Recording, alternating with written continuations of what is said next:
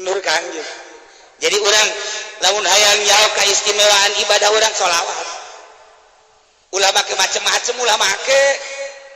Engke aya sholawatan di awak urang Kangjeng Nabi nyorot ka urang. Ketika Kangjeng Nabi nyorot ka sabaraha persen ka urang karasa ka urang. Tuan Syekh Abdul Qadir Al-Jilani Dasallahu sirrahul aziz rek nguraikeun tentang asal kejadian manusia nu engke mun urang geus nyaho saha anu bisa ngembalikan karena asal kejadian diajak ngalalakon ku Tuan Syekh asal kejadian ke dipetakeun di tempatna masing-masing sanggeusna nganyahokeun asal ditempatkan seakan-akan dibere dihias dibere baju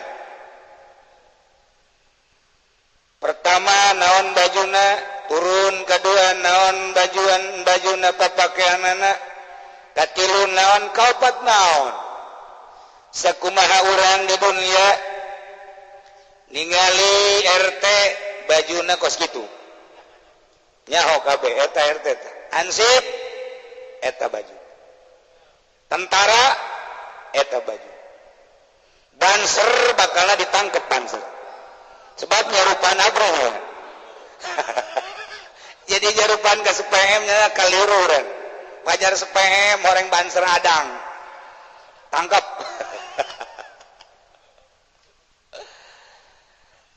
bupati gabogaan pakaian khusus gubernur jeung label-labelna menteri presiden sarua di alamnya na aya bajuna di alam urangnya sarua salam make pakaian nu mantak moal kaliru sebab aya pakaian-pakaianana urang di alam ieu ndek naik ke alam itu kudu miceun pakaian ieu moal ditarima mun urang make pakaian nu ieu ketika urang dek naik ke alam malakut di alam malakut urang hayang naik ke alam jabarut aya pakaian anak kudu ninggalkeun alam malakut pakaian anak kitu kene ke alam laut Kangjeng Nabi bisa berangkat minal masjidil haram ilal masjidil aqsa di masjidil aqsa naik ka sidratil muntaha pakaian anak dicoplok-coplok nah jadi urang besedek Isra silakan Kangjeng Nabi Isra urang umatna bisa Isra cara Kangjeng Nabi ya Allah minimal urang meme Isra misra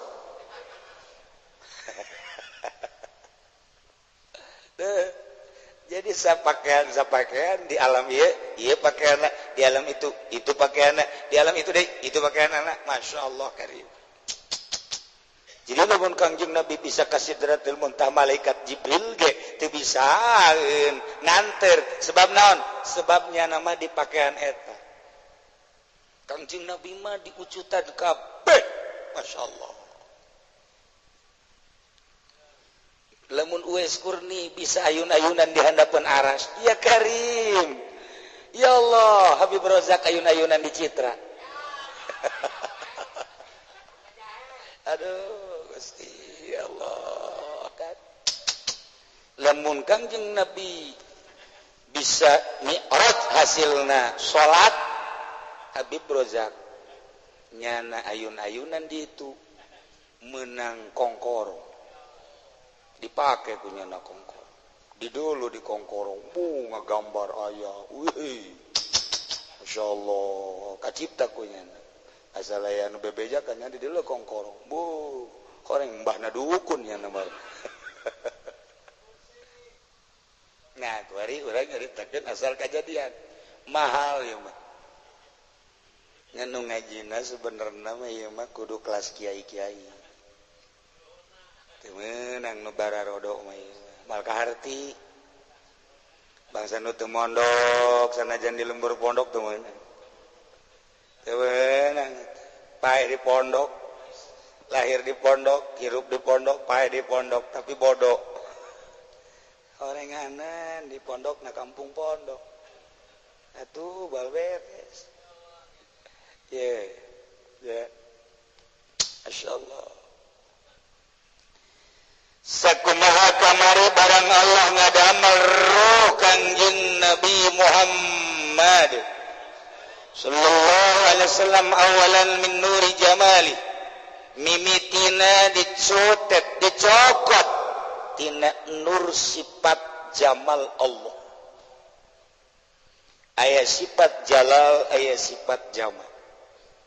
Urang ibadah menuju sifat jamal jeung sifat jalal.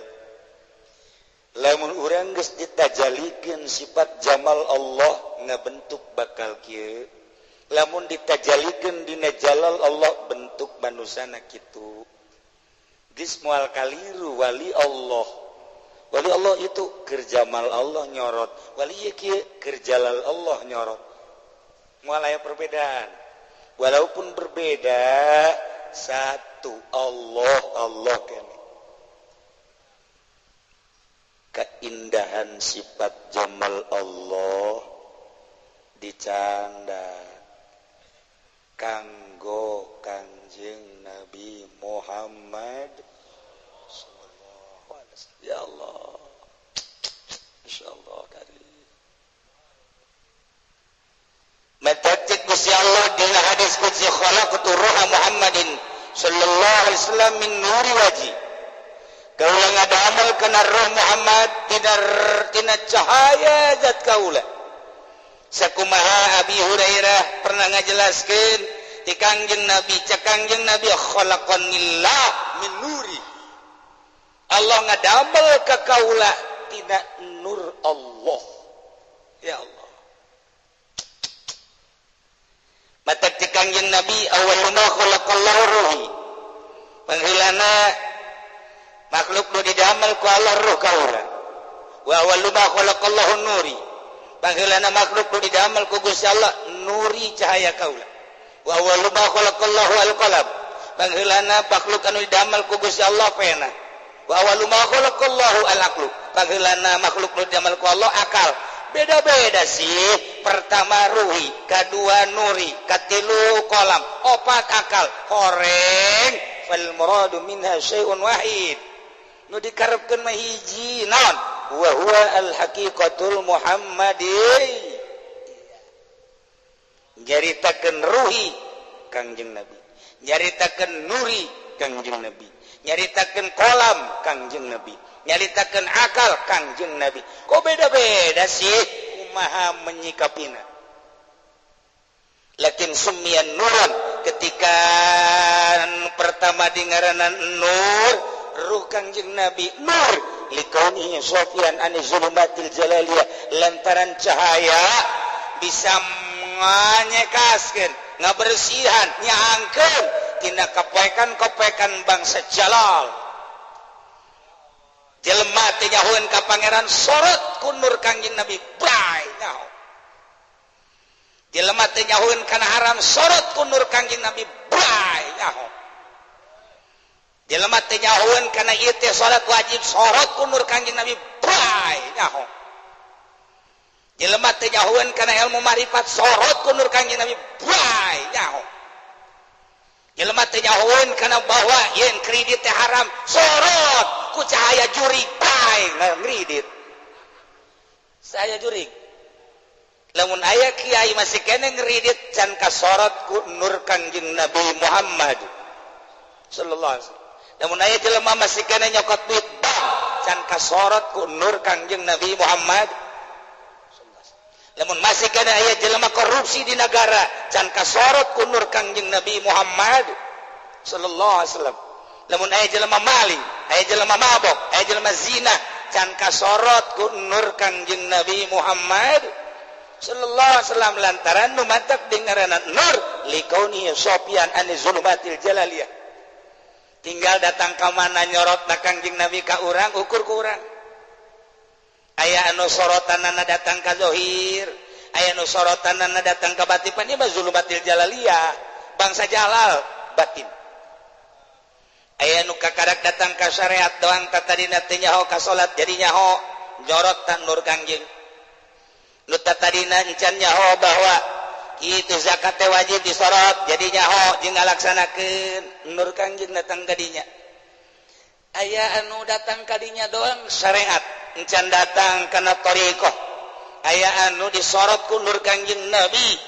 datang ka thariqah berjalan surutnya aya ngabersihan batin ulah aya ria di jero qalbu ulah aya hasud di jero qalbu ulah aya takabur di jero qalbu ulah aya hubul mal di jero qalbu hubul jah hubul dunya hubul riasa dan lain-lain sebagainya ketika nur Kangjeng Nabi Muhammad nyorotna luar biasa datang ka bersih teh bersih lain lalagaan cekas hate tinggal urang kadeukeutan ka Kangjeng Nabi bayat sama orang maca sholawat ulah loba-loba sapoe 3 bisa 3 naik 11 7 naik 11 naik 44 naik 444 naik 4444 tah lamun dibere 4444 kakarak ngagoler di dinya tah nur Kangjeng jadi urang lamun hayang nyaho kaistimewaan ibadah urang sholawat ulah make macem-macem ulah make engke aya sholawatan di awak urang Kangjeng Nabi nyorot ka urang ketika Kangjeng Nabi nyorot teh sabaraha persen ka urang karasa ka urang sorotan nur Kangjeng Nabi nyorotna datang ka syariat urang metah dina syariat ketika nur Kangjeng Nabi nyorot ka urang datang ka thariqah urang metah dina thariqah ketika nur Kangjeng Nabi urang nyorot kana hakikat urang metah dina hakikat tinggal sakumaha sorotan Kangjeng Nabi wae ka urang Islamun di Denmark anu ngalecehkeun ka Kangjeng Nabi di Bandung anu ngalecehkeun Kangjeng Nabi di urang anu ngalecehkeun Kangjeng Nabi ulah nyaritakeun jelema ngahinakeun ka Kangjeng Nabi melalui ucap eta mah jelas kafir urang ketika urang teu salat berarti urang ngalecehkeun Kangjeng Nabi urang teu ngazakat urang ngalecehkeun Kangjeng Nabi urang teu haji urang ngalecehkeun Kangjeng Nabi eta kakarak dina syariat ketika urang masih kena ria urang ngalecehkeun Kangjeng Nabi ketika urang masih kena hasud urang masih kena ngalecehkeun Kangjeng Nabi ku Kangjeng Nabi moal ditarima jaga di akhirat sebab aing ngembangkeun agama cek Kangjeng Nabi dakwah nu tah ulah hasud aing kawarasi hasud bae sorotan nur Kangjeng Nabi datang ka mana ka urang aneh ya ketika urang jadi karyawan hayang jadi karyawan terbaik ketika urang jadi PNS hayang jadi pegawai nu terbaik ketika urang sekolah hayang jadi murid teladan hayang jadi murid nu terbaik hayang diaku urang ketika urang deket yang bupati hayang diaku ke bupati ketika orang di provinsi hayang diaku ke gubernur ketika orang di negara di papan atas hayang diaku ke presiden anehna ketika di dunia orang kuari parojang-ronjang hayang jadi murid teladan hayang jadi PNS teladan hayang jadi anak buah teladan ka makhluk jeung makhluk makara itu baik teu pernah berpikir urang hayang jadi umat Kangjeng Nabi nu teladan sarua jeung Kangjeng Nabi tah gara jelema kos kitu Allah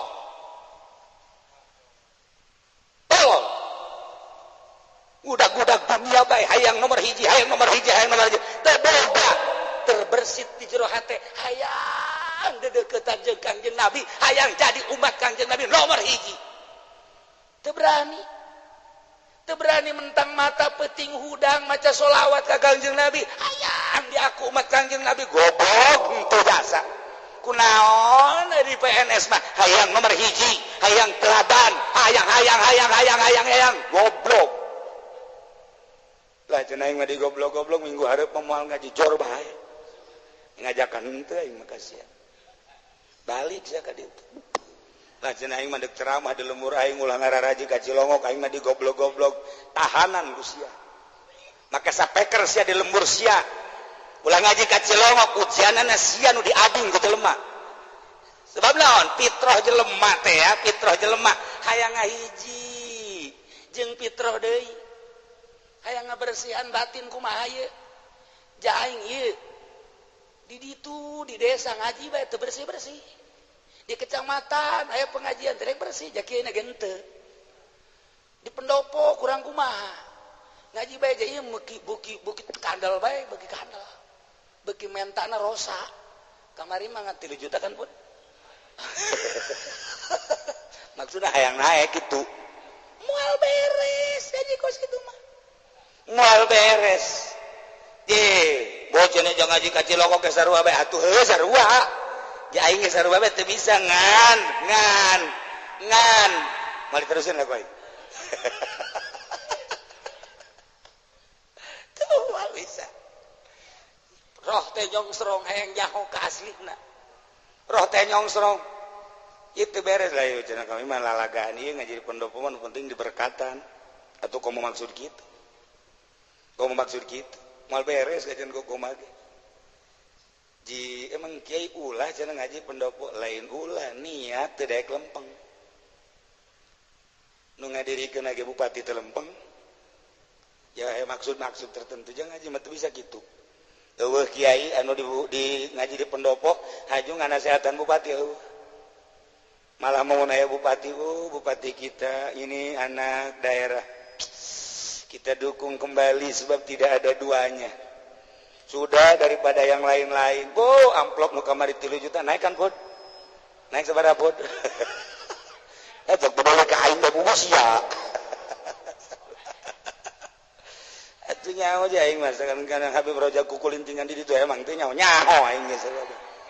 ngan nya nama kukulintingan di ditu ge lain naon dek mentar ada gede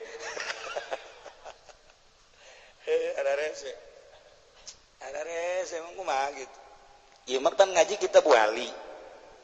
maksudna endek hayang nyahon rawong kada dunia kewalian sanajan urang beki peda beki jengkol ya kan beki supermi tapi hayang nyaho ngan mal ungkulan gajeun kumaha maksudna potongan kadeuleu ku aing tarangna adeuleu lain deui mah tarang kredit kabeh mah tuh cahaya Kangjeng Nabi datang ke mana nyorot ka urang karasa ku urang nu ngarasakeun lamun cahaya Kangjeng Nabi geus 50% we nyorot ka urang indah hirup indah moal capek indah jelema ngaji bae si kiai ti isuk ngaji beula ngaji sore ngaji peuting ngaji kok kacape amat atuh ki pudoli panggungna 3 sapeuting ki soleh 3 oke capek sebab lawan boga maksud tuh saya mah bisa sariri bae heran aing mah maksudna iswasi atuh boga maksud gabeh jelema teh di deuleu pamaksudanna kadeuleu ku lengkah-lengkahna cek Tuan Syabdul Qadir kakarak ngadenge ngaran geus kanyawang lain sombong urang Amerika datang ke Indonesia apapun yang terjadi di Indonesia pokoknya saya perjuangkan kanyahoan maksudnya dek ngerau hasil Indonesia kuari geus ulah jauh-jauh ke Amerika apapun yang terjadi tembak bila perlu nyogok bila perlu Freeport nu sakitu luar biasa tetep bae terus bae disogok deui emang teu nyogoknya ka menteri-menteri presiden sabaraha sogokan anakeun tah urusan dana urang luar negeri nu mantak bupati wanieun nyana hayang nangtung jadi bupati kemudian meakeun duit 10 20 50 miliar boga maksud langkah kanyawan kita mau tahu borang penting muludan rajaban mana datang boga maksud dengan maksud anu tersimpan di dalam hati harta dikorbankan waktu dikorbankan teuh kacape hanya untuk maksud jadi bupati kuari urang deka Allah iraha urang ngorbankeun harta jeung tanaga tita udang jem hiji bae ge muringis bae cenah boga maksud lamun bupati miliaran komo gubernur puluhan miliar hayang jadi gubernur teh puluhan miliar kemudian tanaga ngisi di anu bila perlu atut mah nandur sagala nandur diajak kupu doli dipoto dipublik nandur hanya untuk sebuah gubernur maksud kanyahoan cek tuan saya ieu mah ngajabarkeun omongan wali ya kanyahoan miliaran hayang eta sekalipun kukumaha ge dibelaan saingan anu sakitu ketatna ditimpah ku nyan si itu beakna 50 miliar 100 aing mah berani hanya untuk pangkat dunia meraih keuntungan dunia iya mah lain dek nyaritakeun salahnya lain berbandingkeun urang deuk hayang boga pangkat wilayah indallah geus datang ka mana geus datang ka mana urang ngaji Quran urang sapoena datang menang sabaraha juz maca sholawat urang sapoena menang sabaraha ratus sedekah urang harta urang yang dikorbankeun sabaraha duit sih disedekahkeun pikiran urang jangan ngembangkeun syiar agama Allah datang ka mana sih lamun bupati bae segala rupa dikorbankeun hanya untuk kepentingan sejenak atuh ieu mah panjang sorga nyorot nur Kangjeng Nabi ka urang datang ka mana urang kudaon teu terbersit di jero hate urang hayang jadi umat Kangjeng nomor hiji tadi dia cak tuan saya goblokna urang tololna urang lain aing teh nolol-nololnya aing ngan nyambung doang emang sia mah tarol ieu boro-boro ku tuan saya ku aing disebut tolol sia mah ja aing ge tolol udah mah tolol kabehan komo sia eta mah sia eta nu mana sia eta bae pokona lah tuh kabi bro jak kukunya ana wah payah ya tolol urang lamun ngaji ihya urang tolol urang mun ngaji minhajul abidin urang tolol komo ngaji ieu mah urang mun ngaji hikam urang jadi jelema tolol kabeh urang ngaji ieu geus rada tolol datang ka mana sorotan nur Kangjeng Nabi ayo lantaran nu mantap disebut nur likauni sofian an zurratul jalaliyah kapaikan bangsa jalal anu tersimpan di jero hate urang mukana tergantung sorotan nur Kangjeng Nabi ketika nur Kangjeng Nabi 10% nyorot ka urang beunta 10% 20% nyorot 20% beunta 30% nyorot 30% beunta 50% nyorot 50% beunta terus tinggal ukur ka diri urang sorangan ari aing kasorot sabaraha persen pokoknya mari kita bertanya kepada rumput yang bergoyang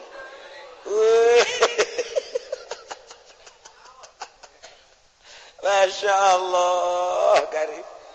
tanyakeun ye urang ngalamun ge awak Aisyah kasorot ku nur Kangjeng Nabi si sabaraha persen tanya urang jadi imah ye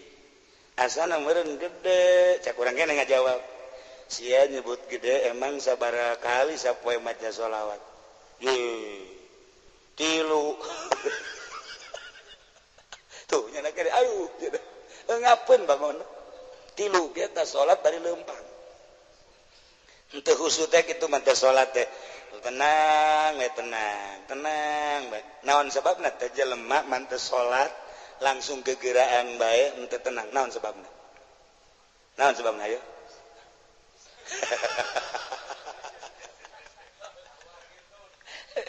dunia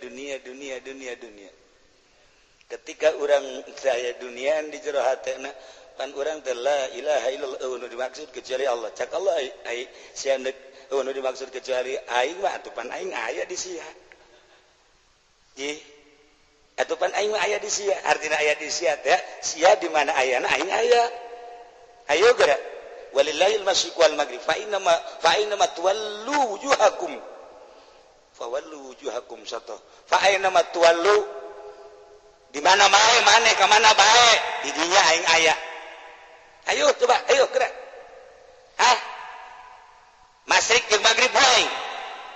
Aina ma tuwallu di mana bae maneh ngaharep aing di dinya aya. Di dinya aing aya. Atuh di kawan hese-hese ketika urang boga perasaan Allah aya bareng jeung urang atuh tenang urang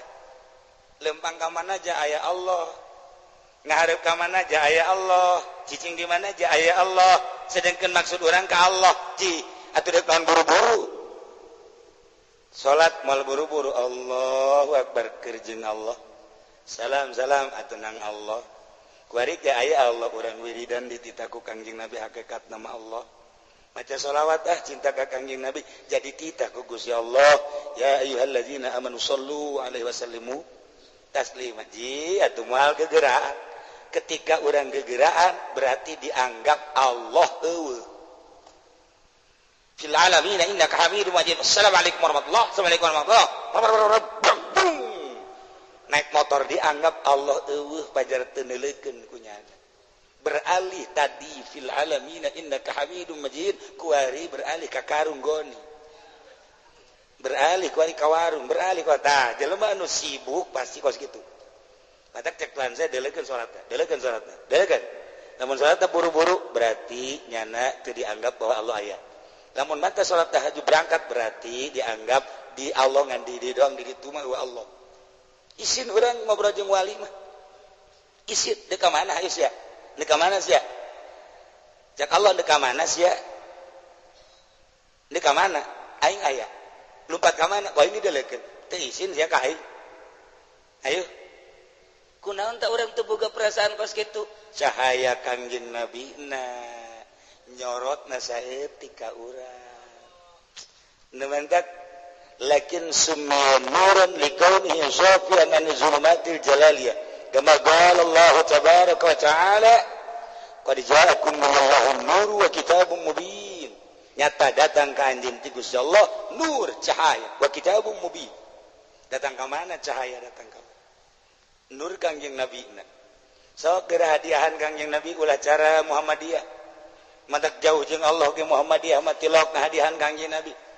urang mah hadiahan supaya hadir Kangjeng Nabi ila hadratin nabiyil mustafa abdi hadiah hadarat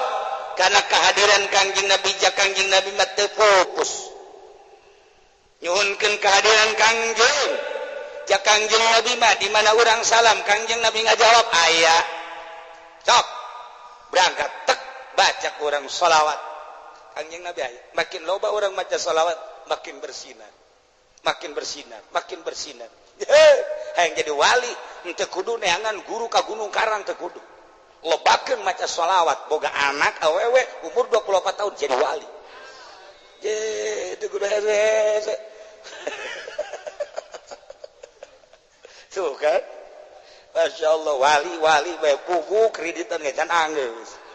nah iyalah wari mah tinggal ngukur bae datang ka mana nur Kangjeng Nabi Muhammad nyorotna ka urang lamun urang kurang kasorot lobakeun maca sholawat ka Kangjeng Nabi Muhammad sallallahu alaihi wasallam nu mantak dingaranan akal wallahu alam